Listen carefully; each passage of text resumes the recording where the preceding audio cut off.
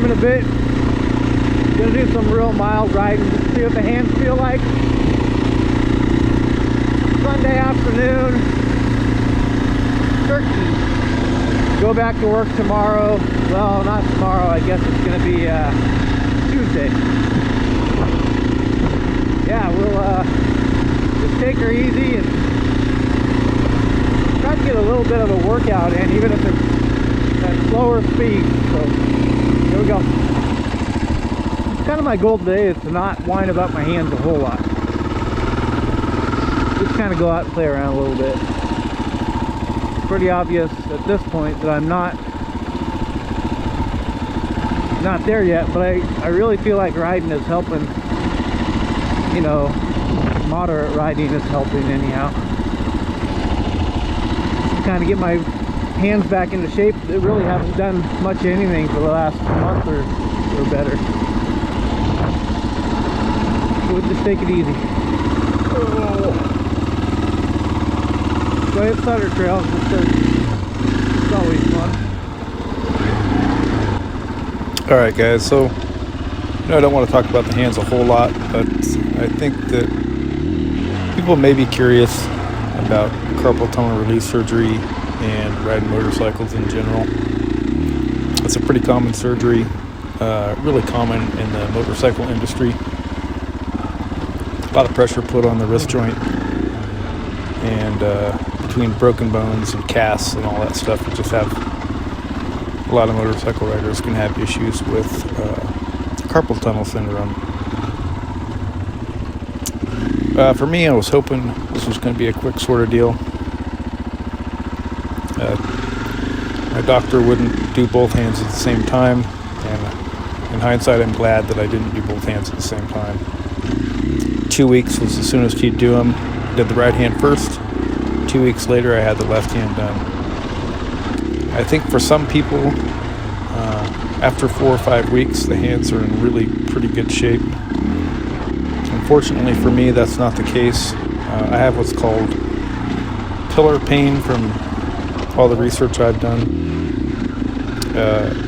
The palm on the pinky side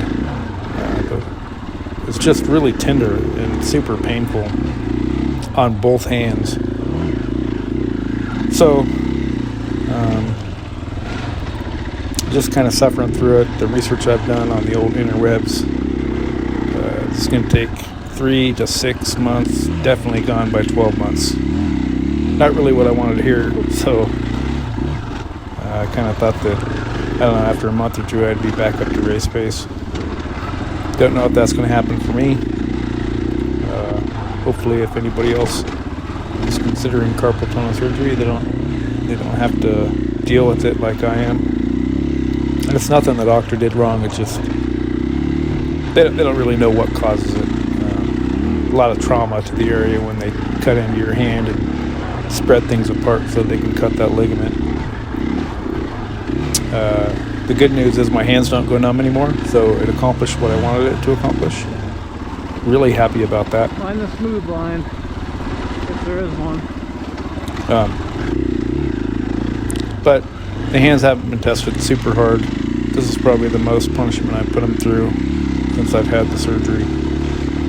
Really, I'm doing this because I feel like every time I ride, riding a little bit of road cycling, I feel like it helps the hands every time I do it. The vibration on the scar tissue helps break it down and creates less of a lump there. And as long as I'm not overriding, I definitely don't want to crash and have to put a hand down, but I think for me, riding is the right rehab. I'll continue to make some videos about this as I show you my struggles on the dirt bike especially. I think if your hands go numb when you're riding dirt bikes, for me, my hands would go numb to where I couldn't feel the controls. I couldn't feel the clutch lever, couldn't feel the brake lever. I'd actually have to look down to make sure I had a finger on each one of them because I couldn't feel it, which also made modulating that brake pressure pretty difficult. So I had to get it done. Plus the fact that I'm losing sensation in my fingers, even when they're not asleep. I just felt like the longer I waited, the more damage I was doing to the nerve, and I needed to get it handled. And I think I made the right decision, but unfortunately I wasn't anticipating the longer recovery time. But anyhow, that's where I'm at, and we'll take it from there. But for now, I'm out. Easy.